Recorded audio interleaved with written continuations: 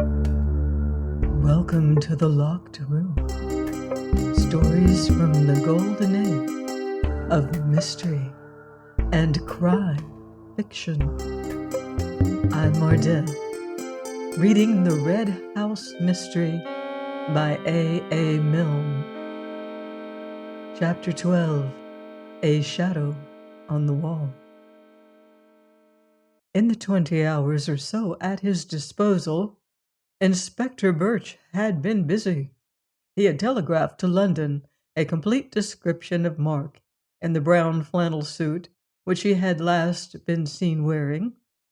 He had made inquiries at Stanton as to whether anybody answering to this description had been seen leaving by the 4:20, and though the evidence which had been volunteered to him had been inconclusive, it made it possible that Mark had indeed caught that train and had arrived in London before the police at the other end had been ready to receive him.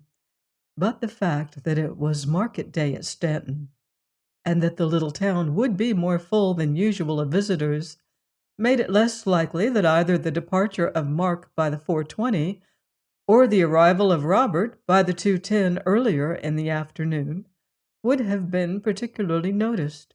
As Anthony had said to Cayley, there would always be somebody ready to hand the police a circumstantial story of the movements of any man in whom the police were interested. That Robert had come by the 2:10 seemed fairly certain. To find out more about him in time for the inquest would be difficult.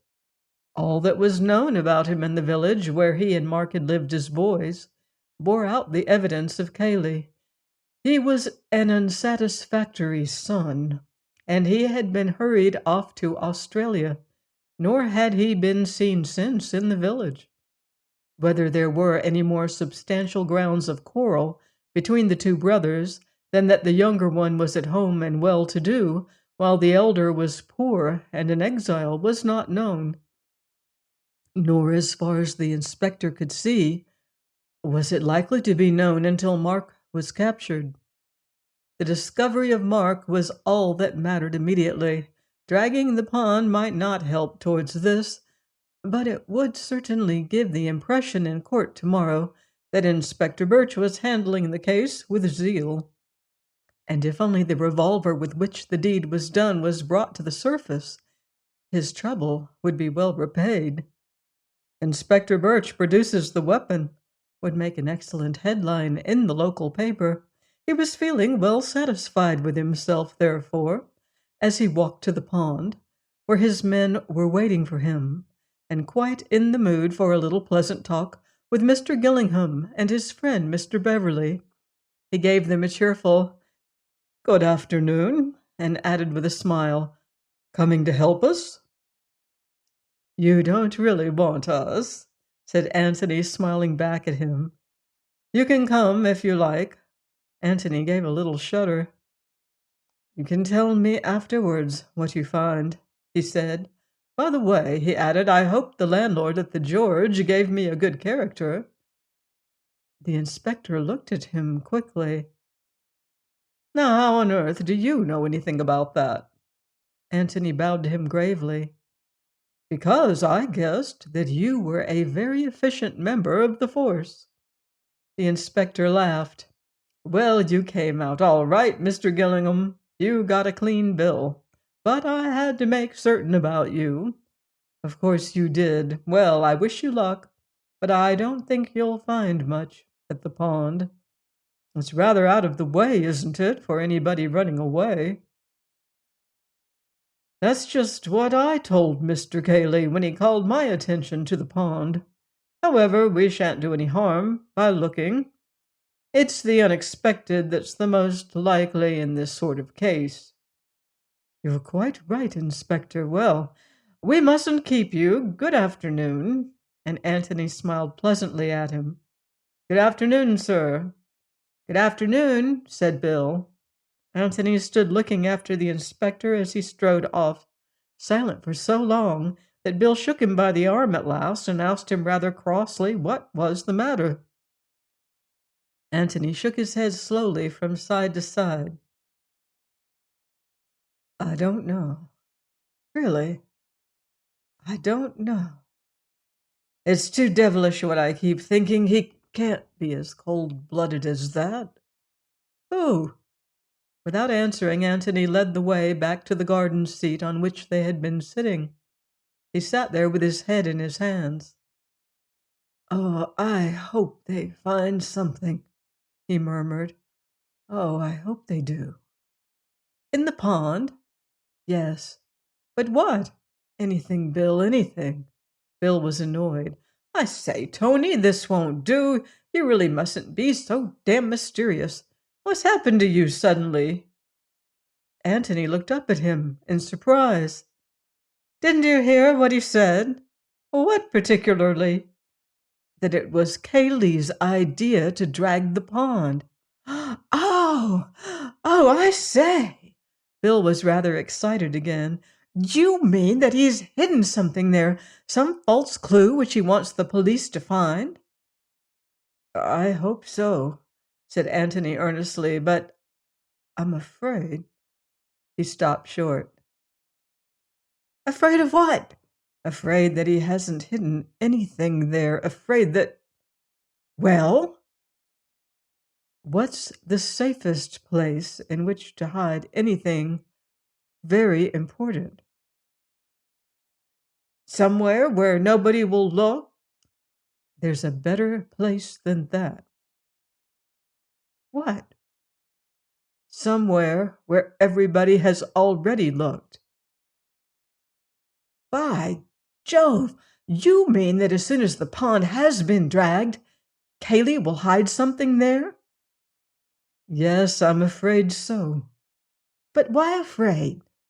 "Because I think that it must be something very important. Something which couldn't easily be hidden anywhere else." "What?" asked Bill eagerly. Antony shook his head. "No, I'm not going to talk about it yet. We can wait and see what the inspector finds. He may find something, I don't know what, something that Kaylee has put there for him to find, but if he doesn't, then it will be because Kaylee is going to hide something there tonight." "What?" asked Bill again. "You will see what, Bill," said Antony, "because we shall be there." "Are we going to watch him?" "Yes, if the inspector finds nothing." "That's good," said Bill. If it were a question of Kaylee or the law, he was quite decided as to which side he was taking. Previous to the tragedy of yesterday, he had got on well enough with both of the cousins without being in the least intimate with either. Indeed, of the two, he preferred perhaps the silent, solid Kaylee to the more volatile Mark. Kaylee's qualities, as they appeared to Bill, may have been chiefly negative, but even if this merit lay in the fact that he never exposed whatever weaknesses he may have had, this is an excellent quality in a fellow guest, or if you like, fellow host, in a house where one is continually visiting. Mark's weaknesses, on the other hand, were very plain to the eye, and Bill had seen a good deal of them. Yet, though he had hesitated to define his position that morning in regard to Mark, he did not hesitate to place himself on the side of the law against Kaylee. Mark, after all, had done him no harm, but Kaylee had committed an unforgivable offense. Kaylee had listened secretly to a private conversation between himself and Tony. Let Kaylee hang if the law demanded it. Antony looked at his watch and stood up. "Come along," he said. "It's time for that job I spoke about." "The passage?" said Bill eagerly. "No, the thing which I said that I had to do this afternoon." "Oh, of course. What is it?" Without saying anything, Antony led the way indoors to the office. It was 3 o'clock, and at 3 o'clock yesterday, Antony and Kaylee had found the body. And a few minutes after 3, he had been looking out of the window of the adjoining room, and had been surprised suddenly to find the door open and Kaylee behind him. He had vaguely wondered at the time why he had expected the door to be shut, but he had had no time then to worry the thing out, and he had promised himself to look into it at his leisure afterwards.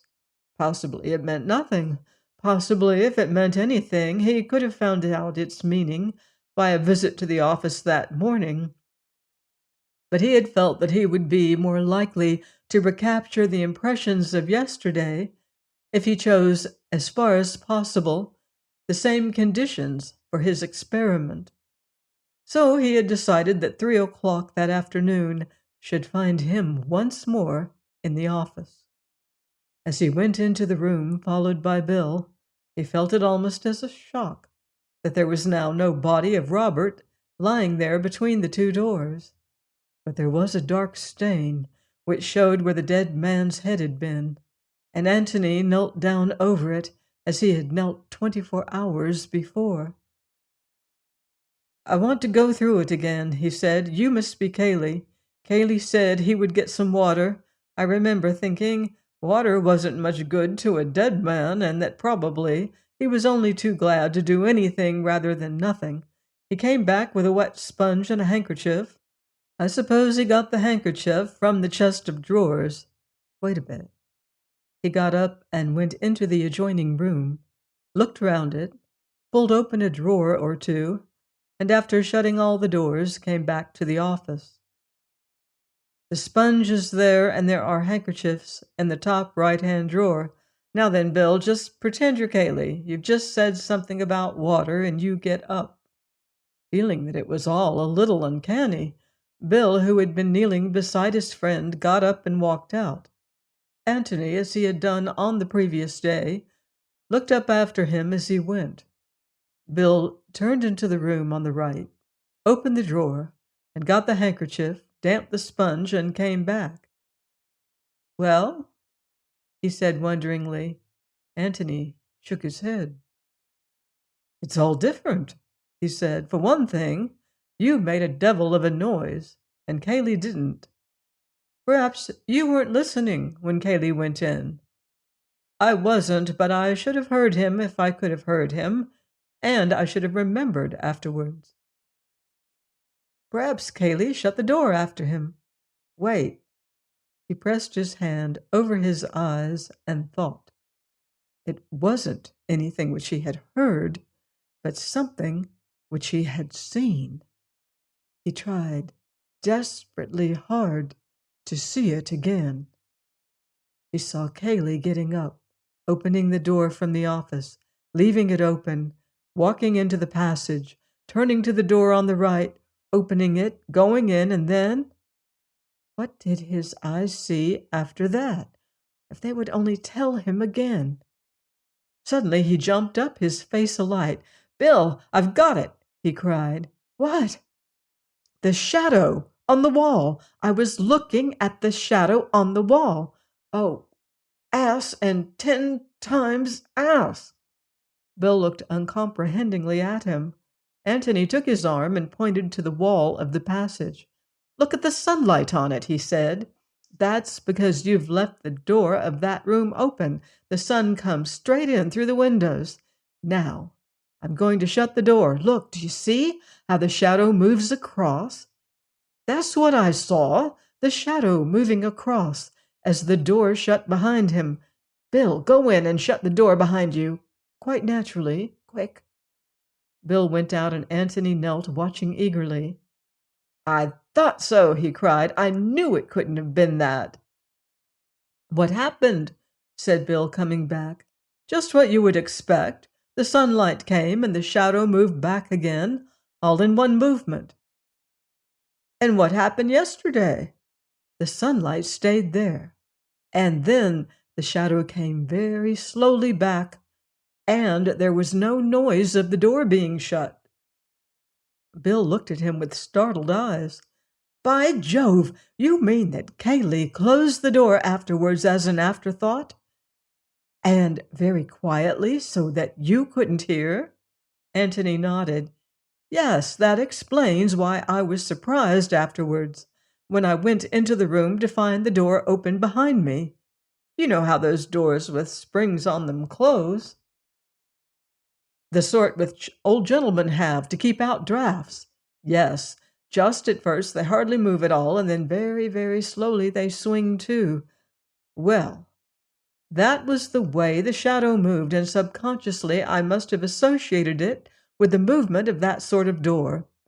By Jove! He got up and dusted his knees. Now, Bill, just to make sure, go in and close the door like that. As an afterthought, you know, and very quietly, so that I don't hear the click of it. Bill did as he was told, and then put his head out eagerly to hear what had happened. That was it, said Antony with absolute conviction. That was just what I saw yesterday. He came out of the office and joined Bill in the little room. And now, he said, let's try and find out what it was that Mr. Cayley was doing in here, and why he had to be so very careful that his friend Mr. Gillingham didn't overhear him.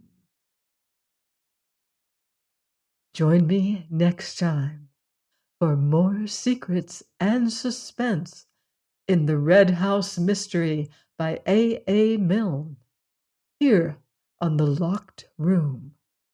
In the meantime, beware of footsteps in the dark.